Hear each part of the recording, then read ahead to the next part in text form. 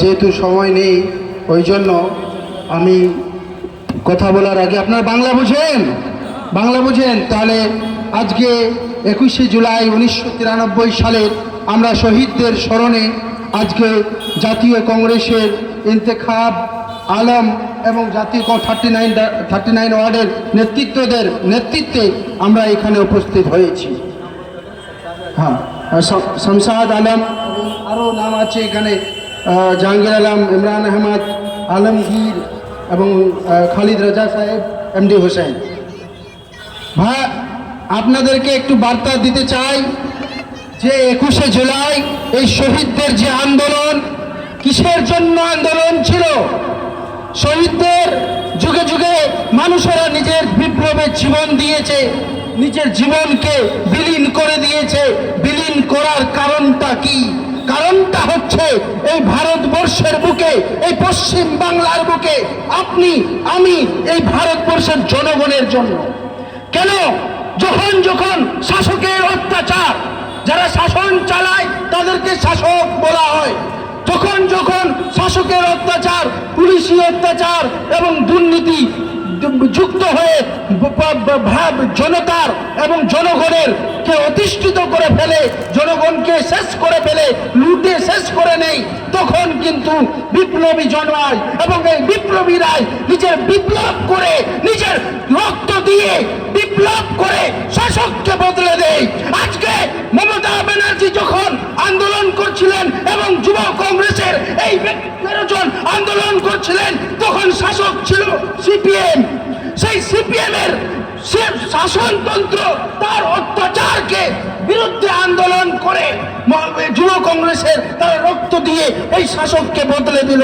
কিন্তু কথায় আছে না, লঙ্কায় যে বসে সেই রাবণ। আজকে লঙ্কাতে যখন শাসকে মমতা ব্যানার্জি বসলেন, বললেন মুসলিমদের ফ্যাক্টর, মুসলিম মহিলাদের উন্নতি এবং মুসলিমদের উন্নতি, ওয়াকফ বোর্ডের উন্নতি, ওয়াকফ বোর্ডের দুর্নীতি হবে না, মুসলিমদের মাইনরিটিদের সুরক্ষা দেওয়া হবে, সবাইকে সুরক্ষা দেওয়া হবে। কিন্তু মমতা ব্যানার্জি শাসন ক্ষমতায় আসার পর আজকে পশ্চিম বাংলা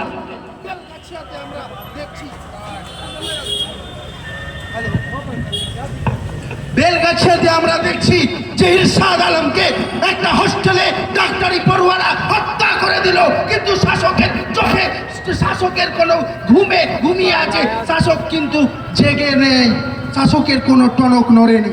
কি হলো? আমরা দেখছি আপনারা হাতের আবু সিদ্দিককে একটি পুলিশ, আরএসএস এর পুলিশ মারতে মেরে ফেলে দিল, কিন্তু শাসকের টনক নড়েনি। এ শাসক কেমন? তুমি শাসক, তুমি মুসলিমদের, তুমি সংখ্যালঘুদের, তুমি ভারতবাসীর, তুমি পশ্চিমবঙ্গের রক্ত নিয়ে শাসন করবে, এ শাসন আমরা মানি না।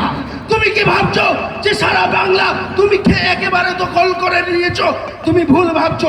মমতা ব্যানার্জি মাননীয় মুখ্যমন্ত্রী আপনাকে অনুরোধ করতে চায়, আপনি যদি আপনার শাসকের প্রক্রিয়া না বদলান, পুলিশি রাজ না কমান, পুলিশের অত্যাচার না কমান, তাহলে কিন্তু আজকে দেখুন না কিভাবে তৃণমূলের গুন্ডারা কিভাবে আমাদের কংগ্রেসের কর্মীদেরকে অ্যারেস্ট করে নিয়ে যায় এবং প্রোগ্রামটাকে বন্ধ করে দেওয়ার জন্য ওরা কাওয়ালি চালু করে দিয়েছে।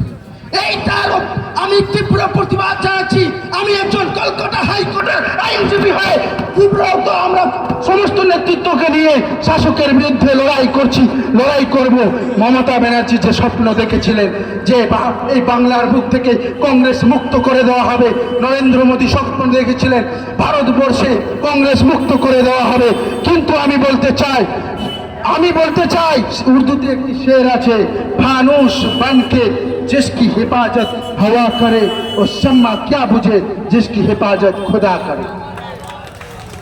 কংগ্রেস শেষ হওয়ার জন্য আসেনি। মমতা ব্যানার্জি, আপনি ভুলে গেলে হবে না, এই কংগ্রেস হচ্ছে আপনার রাজনৈতিক জন্মদাতা।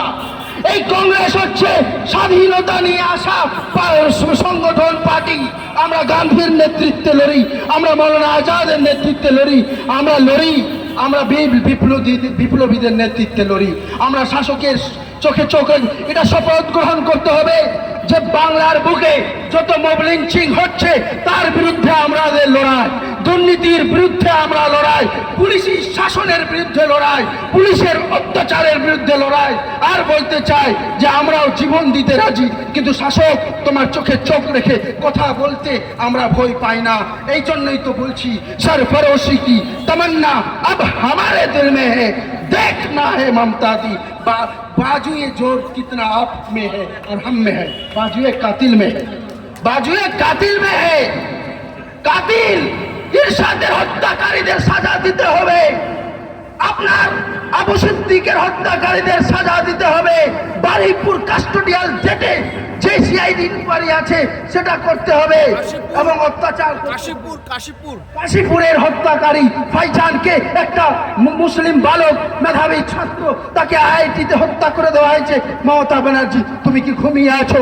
21শে জুলাই ভাষণ দিচ্ছ আমি মা মাটি মানুষের সরকার, আমি বাংলার সরকার, বাঙালিদের সরকার, বাংলার আমজনতার সরকার, কিন্তু তুমি বাংলা বাঙালি এবং বাংলার মানুষদের জন্য কি ভেবেছো, কি করেছো? তোমাকে কিন্তু বাংলার মানুষ ছাড়বে না। অতি দ্রুত আপনারা রেডি থাকুন। এই কংগ্রেস, জাতীয় কংগ্রেস, আমাদের এই নেতাদের নেতৃত্বে আমরা কিন্তু পশ্চিমবঙ্গে এমন বিপ্লব তৈরি করব, আবার আমরা বিপ্লব দেখব নতুন করে। মমতা ব্যানার্জি আপনাকেও কিন্তু সেই জায়গায় ফিরে আসতে হবে যেই জায়গা থেকে এসেছিলেন। ধন্যবাদ।